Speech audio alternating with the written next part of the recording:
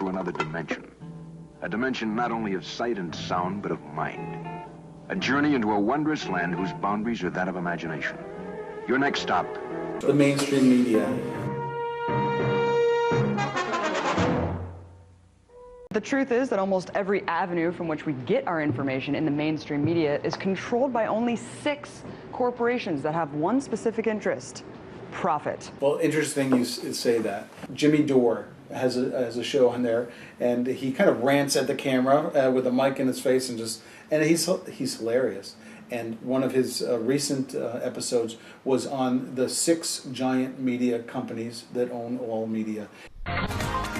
A child's happiness is priceless, especially on a birthday. A child's happiness is priceless, especially on a birthday. A child's happiness is priceless, especially on a birthday. A child's happiness is priceless, especially on a birthday. Well, a child's happiness is priceless, right? Especially on a birthday. A child's happiness is priceless, especially on a birthday. A child's happiness is priceless, especially on a birthday. A child's happiness is priceless, especially on their birthday. So that leads to one of my other questions is, yes, we've got to turn off the mainstream media, but I think we also need to turn on alternative media, and we also have to create our own media, like we're kind of doing here, and then we have to share this information and share our alternative media, and then rinse and repeat. I mean, but what are some of the alternative media? Okay, so there's RT, but I think Democracy Now! Is a great. Oh, Democracy Now! Is in a class by itself because it's a small group of highly dedicated people who don't have any real significant axe to bear. Right. And instead of, I don't watch the mainstream news anymore, and we canceled our New York Times subscription. So I replaced them with Democracy Now! Nightly, 1-hour broadcast. It's great. Mm-hmm. And they put the light on things that you would never see otherwise. And for instance, the Dakota Access Pipeline, they were there from the beginning. Oh my gosh! They just built up the coverage of that as time went on. It was very. They good. Even ended up giving feeds to other mainstream media. Right. Are you telling the dogs to bite the protesters? The dog has blood in its nose and its mouth. And she's still standing here threatening. These people are just threatening all of us with these dogs.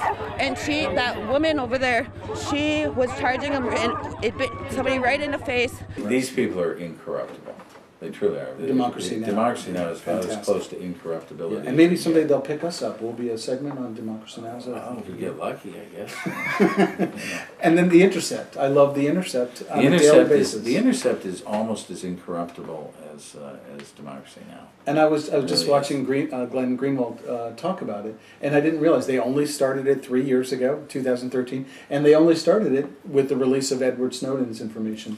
And they started it because they realized that their version of what was going on, and it was the most informed version of what was going on, about surveillance and deep media issues and so on.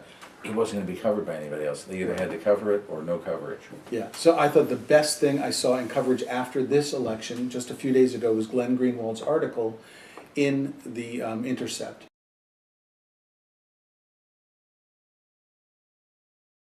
Democrats, Trump, and the ongoing dangerous refusal to learn the lesson of Brexit. I think what we're seeing in the aftermath of this is an attempt by Democrats who nominated a candidate, Hillary Clinton, despite knowing how weak and how vulnerable and how deeply unpopular she was across many sectors in the country, who nonetheless insisted on nominating her in the face of all sorts of empirical evidence that she would not only lose, but could literally lose to anyone.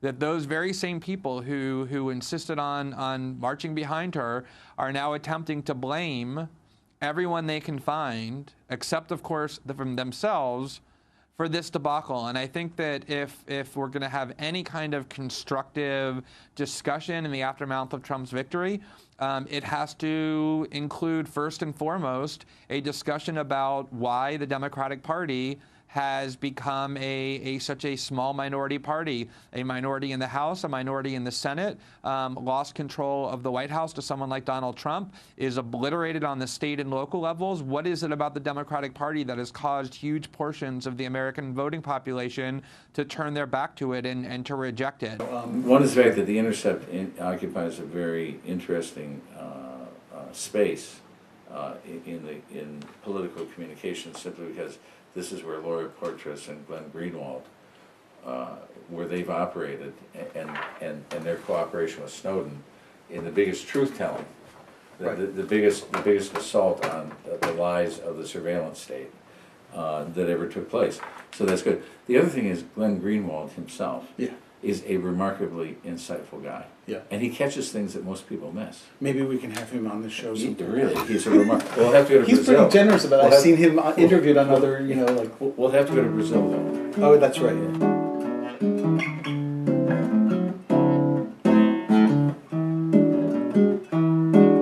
Another one, I think, is TruthDig, where you find... Which has been around for well over 20 Chris years. Hedges, I think, is on TruthDig. And Chris Hedges is phenomenal. And then, you know, there's other things. I don't know if you have any others that you're following. The original founder of TruthDig, there was that very venerable... Bob... what's his name? He's the guy who did interviews with... He founded Ramparts magazine. TruthDig is basically the successor to Ramparts. You said Counterpunch? I looked at it. Counterpunch is a little smaller. Yeah, it's good, and everybody's very opinionated and very passionate. That's a good one. Yeah. And I think WikiLeaks itself. I've gone onto the website, and there's so much there.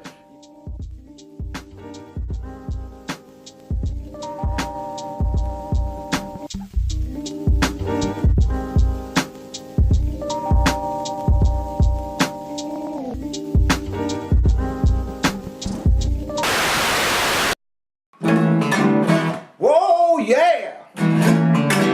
Whoa, yeah! Whoa, yeah! Whoa, yeah! I want to work together to put this country right again.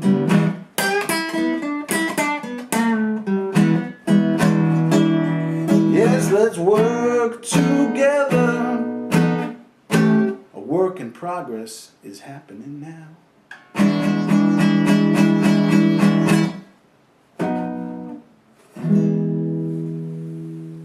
Yeah, baby.